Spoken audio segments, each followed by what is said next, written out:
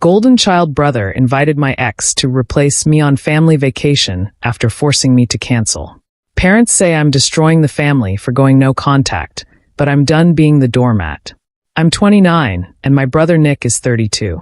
Growing up, it was always clear that Nick was the favorite. He was the golden boy who could charm anyone, while I was just the dependable one, quiet, independent, and easy to overlook. I've spent years biting my tongue while Nick pushed boundaries and took advantage of people. But this time, he went too far. A few months ago, I went through a tough breakup. I was with my ex Ethan for 5 years, and I thought we had a future. Out of nowhere, he said he needed space to figure things out. That was it. No explanation, no attempt to work through things. I was crushed, but what made it worse was how Ethan handled it after. He stayed in our friend group, acting like we could just go back to being casual friends, while I was left trying to pick up the pieces. Nick didn't make it any easier. He had always gotten along with Ethan, but after the breakup, he went out of his way to keep hanging out with him. I told Nick it made me uncomfortable, and he brushed it off like it was no big deal. Just because you guys broke up doesn't mean I have to stop being friends with him, he said. It wasn't just the words, it was the tone, the complete lack of care. I should have known he'd take things further. He always does. A few months after the breakup, my parents announced they were planning a family vacation to Mexico for their wedding anniversary. It was supposed to be just the 4 of us, me, Nick, and our parents. I wasn't exactly thrilled about spending a week with Nick, especially after how he'd been acting, but I figured I could suck it up for my parents' sake. One day, Nick casually mentioned he might bring a +1 on the trip. I thought it was his on-again, off-again girlfriend, Kara. They have one of those relationships where they break up every few months, but never really stay apart. I didn't ask too many questions because I didn't care enough to get into it. But then I found out the truth. My mom let it slip during a conversation, almost like she didn't think it was a big deal. Nick's +1 wasn't Kara, it was Ethan, my ex-boyfriend. When I asked her if she was serious, she actually tried to downplay it. Nick said Ethan really needed a break, and we thought it wouldn't bother you. You're over him by now, right? I stared at her, completely stunned. You thought it wouldn't bother me? Are you kidding me? She got defensive, saying they didn't mean to upset me, and that it was just one trip.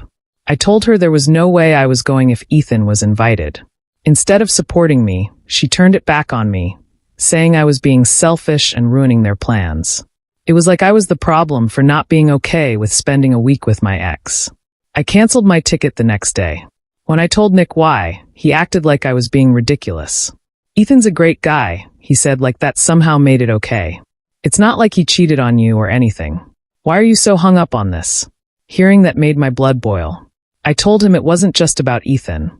It was about him constantly crossing lines and acting like my feelings didn't matter. He rolled his eyes and said I was overreacting, that it wasn't a big deal. I thought that was the end of it.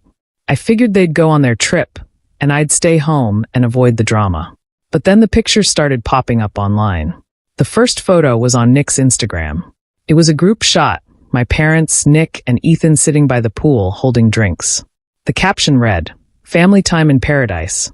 I felt my stomach tighten as I stared at it. Family? Ethan was sitting there like he was part of something I was deliberately excluded from. Then came more photos. Ethan posted a selfie with my mom at dinner, both of them laughing. Another one of him and Nick on jet skis. Every single picture felt like a slap in the face. It wasn't just that Ethan was there. It was how comfortable they all looked with him. Like I'd been erased from the picture completely. I didn't say anything to them. What was the point? I blocked Nick and Ethan on social media and tried to push it out of my mind, but it was impossible. A mutual friend texted me a screenshot of one of the photos and asked, "Wait, why is your ex on your family vacation?" I didn't even know how to respond. When they got back, Nick called me like nothing had happened. "You missed out," he said. "The trip was amazing. I couldn't keep it in anymore. What the hell is wrong with you?" I snapped. "You thought it was okay to bring Ethan? Do you even realize how messed up that is?" He immediately got defensive. "Oh, come on. It's not like he's your enemy. You need to grow up and move on already. Move on. You brought my ex-boyfriend on a trip meant for our family and didn't even bother to ask if I'd be okay with it. You've made it crystal clear you don't give a damn about me. You're being dramatic," he said, laughing like I was blowing things out of proportion. Ethan's practically family now. He needed this trip more than you did. I hung up. There was no point in arguing with him. Nick would never see my side because he never cared enough to try. This wasn't an isolated incident either. Nick had always been like this, entitled, selfish, and completely oblivious to how his actions affected other people. When I got my first promotion at work, he spent the whole family dinner talking about how his advice helped me get there. He didn't even know I was applying for the role until after I got it, but that didn't stop him from taking credit. When I called him out, he got mad at me for embarrassing him in front of everyone. Another time, he stayed at my apartment for a few nights after a fight with Kara, but it turned into 2 weeks of him treating my place like a frat house. He had people over without asking, moved my furniture around because he didn't like the layout, and didn't clean up after himself. When I finally asked him to leave, he called me unsupportive and stormed out like I was the bad guy. And then there was the time he made fun of me to Ethan during our relationship, joking that I was too uptight and needed to loosen up. Ethan laughed along with him, and I brushed it off at the time, but now I see it for what it was, Nick undermining me for the sake of his own entertainment. The vacation was just the final straw. After I went no contact with Nick, my parents started guilt-tripping me. My mom called, saying, "Do you really want this fight to ruin our family? Nick didn't mean to hurt you. Can't you just let it go?"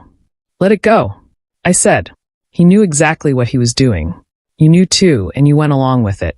Do you even realize how humiliating this has been for me? She sighed like I was the unreasonable one. Nick said Ethan really needed a break. It wasn't personal. It wasn't personal? I repeated. It doesn't get more personal than this. But sure, let's keep bending over backward to make Nick happy. That's what we always do, isn't it? She started to argue, but I cut her off. I'm done with this. If you want to keep enabling him, fine. But I'm not playing along anymore. I hung up before she could say anything else. Nick didn't take the no contact well, of course. A few weeks later, he sent Ethan to my apartment with a peace offering.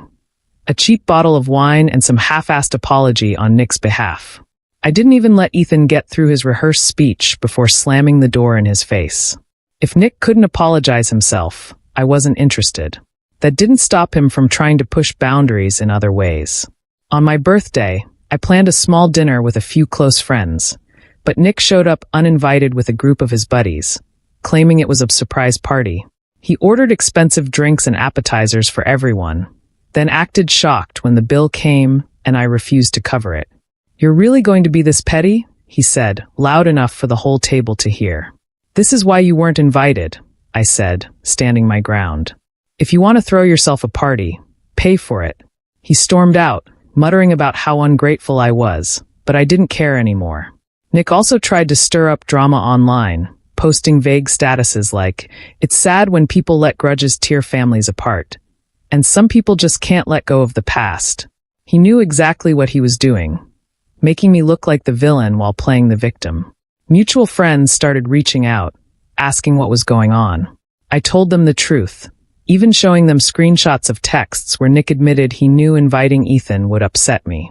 Most of them sided with me, but a few tried to stay neutral, saying, "You know how Nick is." Yeah, I do. That's the problem. Cutting Nick off hasn't been easy. My parents still act like I'm the one causing the rift, constantly pushing me to fix things. My mom called again recently, using her usual guilt trip tactics. "Nick misses you," she said. "He told me he regrets how things went down. Can't you just talk to him?" "No," I said firmly. "Nick doesn't regret anything. He's just mad I'm not putting up with his crap anymore." "You're being stubborn," she said. "Family is all we have at the end of the day." "Then maybe Nick should start acting like family," I shot back. "I'm not apologizing for standing up for myself." She sighed like she was exhausted by me, and I could feel the familiar anger bubbling up. For years, I let them push me into the role of the easy one, the one who always backed down to keep the peace. But not anymore. Since cutting Nick off, I've started focusing on the relationships in my life that actually matter. Friends who respect me, who don't take advantage of me or treat my boundaries like suggestions. It's been hard letting go of the idea that my family would ever change, but it's also been freeing. Nick might never understand why I've drawn this line, and my parents might always take his side. But for the first time, I don't care. I'm done twisting myself into knots to make everyone else comfortable. I don't know if Nick and I will ever reconcile, but I do know one thing. I'm finally putting myself first. And it feels damn good.